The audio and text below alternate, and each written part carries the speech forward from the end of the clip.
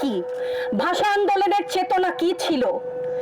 মুখের ভাষা বাংলা বলতে পারি, সেই জন্য বোধহয় ভাষা আন্দোলনের শহীদরা শহীদ হননি। আমার কথা আমি বলতে পারবো না, আপনি তুলে নিয়ে যাবেন। প্রতিবাদ করতে পারবো না, ভিন্ন মত প্রকাশ করতে পারবো না, আপনি আমাদেরকে রাজাকার বলে গালি দিবেন। রাজাকার শব্দটা প্রকাণ্ড একটা গালি, যাকে তাকে দেবেন না। আমি অনুরোধ করছি না, আপনাদেরকে বলে দিচ্ছি। ছাত্রদের কথায় আমি কিছুটা পরে আসছি, সেখানে আমাদের সহকর্মীরা যারা বলেছেন সেখানে আমি পূর্ণ একমত।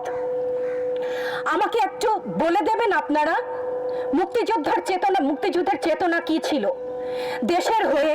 আপনারা বলবেন যে যারা শুধুমাত্র আমার বাবা মুক্তিযোদ্ধা ছিলেন তাই আমার অধিকার প্রাপ্য অনেক কিছু, সেখানে পূর্ণ সহমত। কিন্তু এর পরবর্তী কাল থেকে আজ পর্যন্ত যে সমস্ত মানুষ দেশের বিভিন্ন জায়গায় বিভিন্ন ক্ষেত্রে নিজের স্বার্থ বলিদান দিয়ে দেশের জন্য কাজ করে যাচ্ছে,